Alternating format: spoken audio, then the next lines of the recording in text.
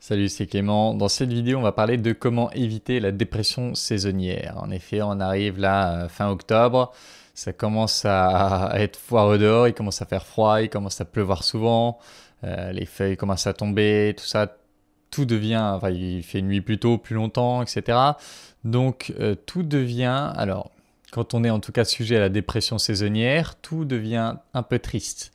Et moi, vous le savez, j'ai un très gros passé dépressif et en particulier, du coup, la période octobre, novembre, décembre, c'est des périodes théoriquement, classiquement très dures pour moi, notamment parce que mon père s'est suicidé le 30 octobre.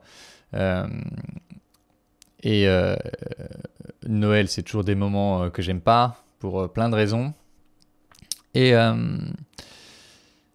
Et du coup, c'était important pour moi de trouver des solutions à ça parce que sinon, ça veut dire que j'aime globalement de mars à septembre et puis après, le reste, c'est full dépression et on doit attendre l'année d'après et donc c'est pas une vie quoi. Enfin, c'est pas agréable de vivre comme ça. Et donc, je cherchais des solutions pour compenser ça. Alors, on dit dépression saisonnière, tu peux t'exposer au soleil, tu peux prendre de la vitamine D.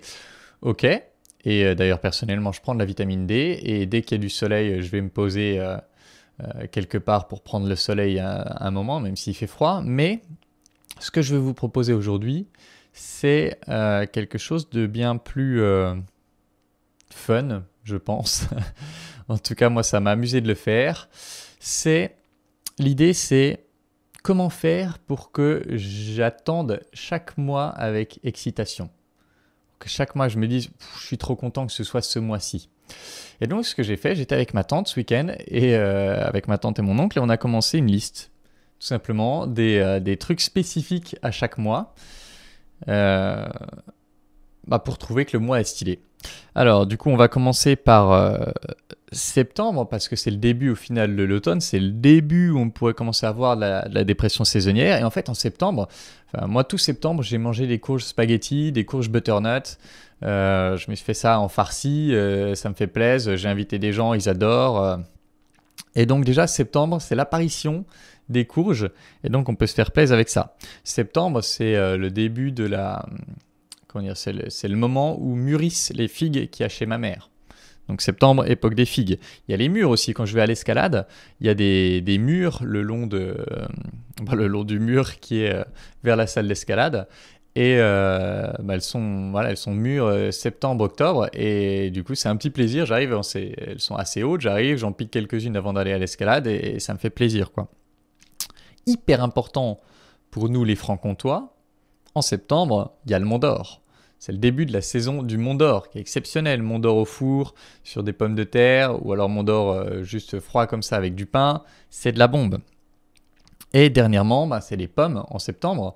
Et tarte aux pommes de la mamie.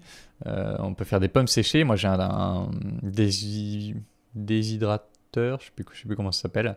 En tout cas, une machine qui permet de sécher les fruits et tout ça. Et donc c'est une période où on peut faire des pommes séchées. Donc du coup, quand on dit déjà ça, septembre, on se dit, il y a plein de trucs cool en septembre, ça fait plaisir. Maintenant arrive octobre, le mois le plus pourri du monde pour moi. Enfin non, c'est quand même novembre le pire, mais octobre c'est quand même bien de la merde à la base. Eh bien octobre, l'autre jour j'allais au Super U et il y avait du vin bourru. Alors le vin bourru, pour ceux qui ne connaissent pas, c'est en gros du raisin qui a commencé à fermenter, qui est encore en train de fermenter, mais qui n'est pas encore au stade de vin. Donc c'est un peu alcoolisé, mais en même temps c'est vachement sucré et pétillant. Et il n'y en a que à cette période-là.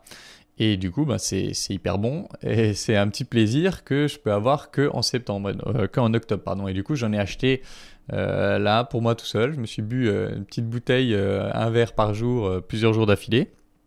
Et ça m'a fait hyper plaisir.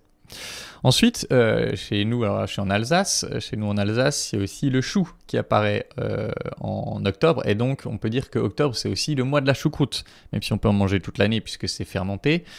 C'est le début de la choucroute, on va dire. En tout cas, le début du chou.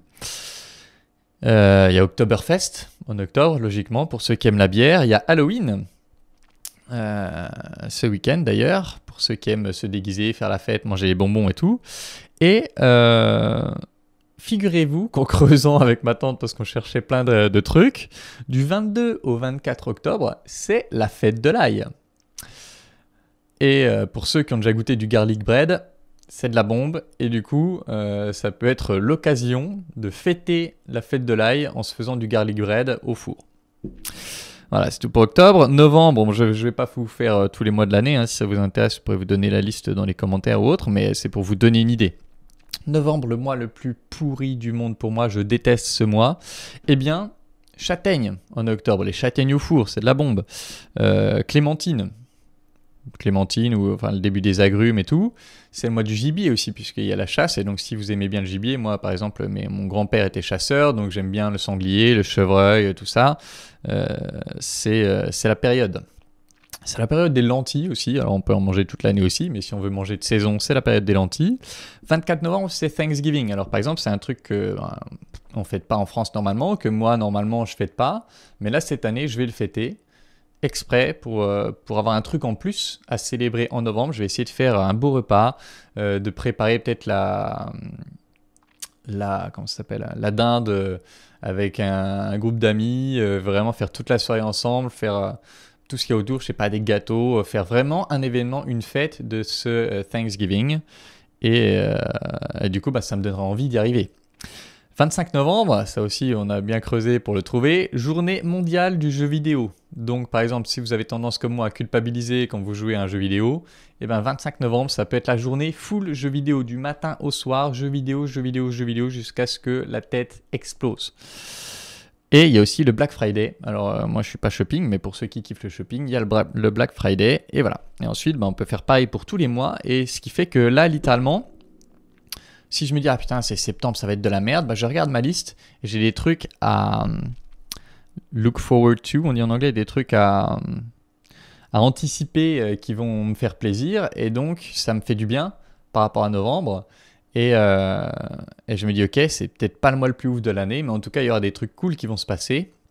Et en plus, je peux rameuter des gens autour de ces événements et redévelopper au final des trucs culturels qu'on laisse un peu de côté. Donc tout ça, c'est aussi attaché à une tradition, attaché au fait de s'ancrer dans le monde et de s'ancrer dans soit notre culture, soit des cultures qui nous plaisent, parce que j'ai aussi dans mon emploi du temps des fêtes balinaises, des fêtes japonaises, ils sont qui touchent à des souvenirs forts pour moi. Et ouais, vous pouvez créer vos trucs, quoi. Ma tante, elle a créé la journée internationale du camembert au four, par exemple. Je sais plus, c'est en mars ou en février, je sais plus. Voilà, du coup, chaque année, elle a trop hâte que ce jour arrive parce qu'elle en a fait tout un événement avec plein de copines à elle et tout, et c'est un beau moment. Et donc, voilà, vous voyez l'idée. L'idée, c'est de prendre chaque mois et de vous créer la liste des événements qui vous feraient kiffer ce mois, qui vous feraient attendre ce mois avec impatience, de telle sorte qu'il y aura plus cette presque peur de l'automne, cette anticipation négative de l'automne, du froid, etc. Parce qu'il y aura toujours. Automne il fait moche, automne il fait froid, automne il fait sombre.